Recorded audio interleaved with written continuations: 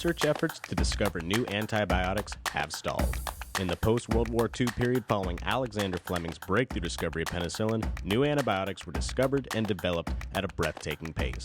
The golden age of antibiotic discovery peaked in the 1950s, and during this period, the pharmaceutical industry was the engine of innovation.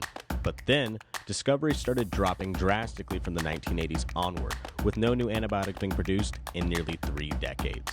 Government, industry, and medical communities all agree that in the face of this mounting crisis, efforts to revive and improve the likelihood of successful drug discovery is essential. Enter Acurx Pharmaceuticals. They are a biopharmaceutical company focused on developing new antibiotics for difficult-to-treat infections such as MRSA, VRE, and DRSP.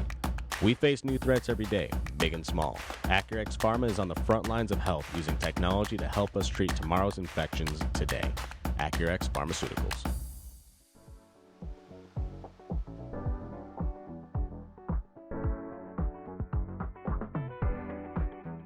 You're watching America Trends. I'm Mary Burke Godwin, talking with Scott Silverman, the CEO of Confidential Recovery. We're talking about the opioid crisis. And, before we had to cut you off there. Sorry, we had to go to break. But you were, talking, Scott, before the break about, how the people that maybe are the ones suffering aren't coming to you. It's family members and or someone that's hit a rock bottom.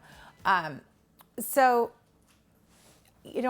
like I'm always wanting and looking for new ways to make, like you said, lessen the stigma of getting help. And, I know that the name of alcoholic or addict is changed to now substance use disorder or substance use, or what is it? Substance use disorder. SUD, substance use disorder, is the current contemporary term, but in terms of term, and when you think about it, homeless is now called unhoused. Yeah. But the stigma of what people think about, it hasn't gone away. Something interesting, I didn't mean to interrupt you, but I want to share this.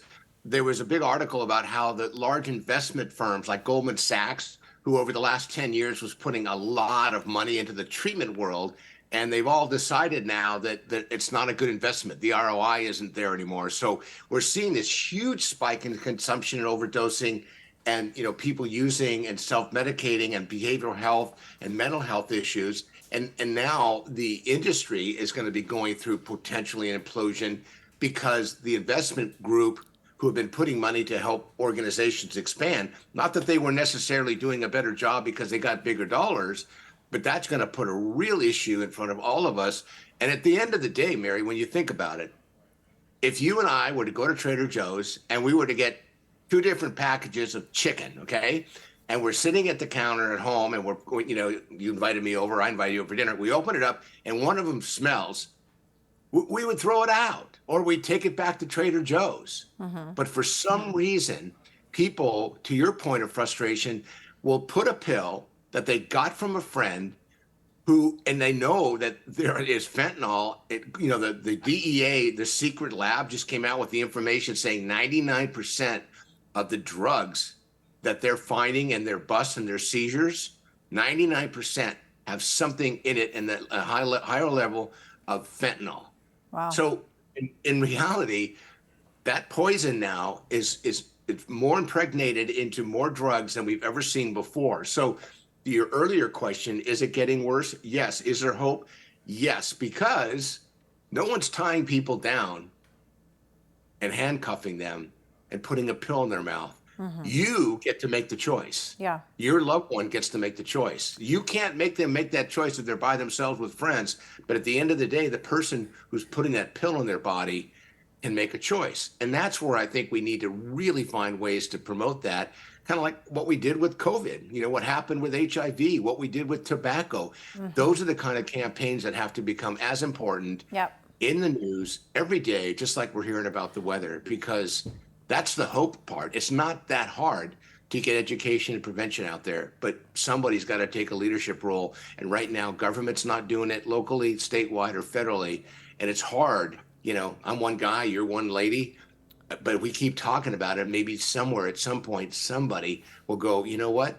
We need to turn the corner on this. Well, we have to treat this like these. It's hard to tell kids not to do things. It's hard to tell 20-year-olds not to party. And, I think on a previous segment, we talked about this the recreational partying, the recreational drug use, oh, do a little cocaine here and there, whatever people may have done in the past. It's so different now because cocaine, those nights at Club 66, or what's the club that, I don't know, where people, it's known people would go out and do, stop laughing at me, whatever it is, you can't do that anymore. People can't do that anymore because all the drugs are being laced. Is that correct? Well, the illicit drugs, correct. They're putting fentanyl in it because fentanyl is a very potent drug, very addictive, and people are asking for it. So the manufacturers, methamphetamine, they're finding fentanyl in it.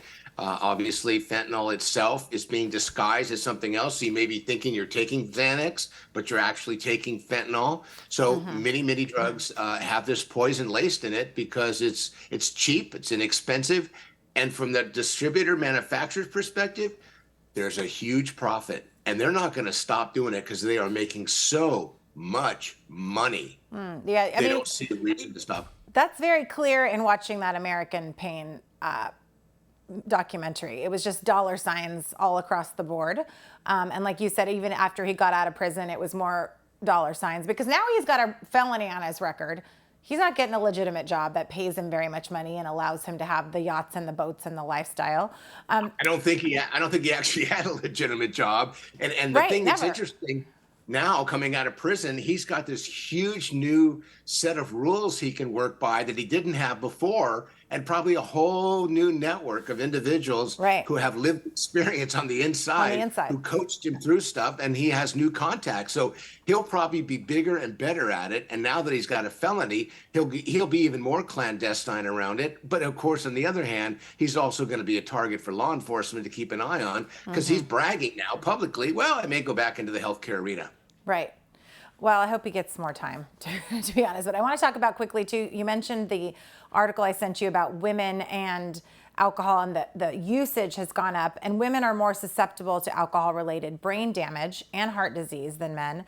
And, I remember about 15 years ago, maybe, give or take, there was a study that came out that said red wine was good for you, 1 glass and whatever. But now it's saying no amount of alcohol is good for you.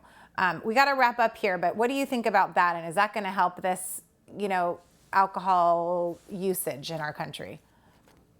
People that are predisposed, I don't think it's going to change. And I think that, women who have historically been, I think, the real powerhouse in the family, when their children grow up and they become empty nesters, that's a major contributor to, a lifestyle change if they haven't got other things that they're working on. And I think it's going to unfortunately impact more and more people. So we need to keep talking about it. And I appreciate the opportunity to do that. I love having you on the show, Scott. Thank you so much for being here. Scott Silverman, Confidential Recovery. And we will see you tomorrow night again here at America Trends on biztv.com. Have a great night.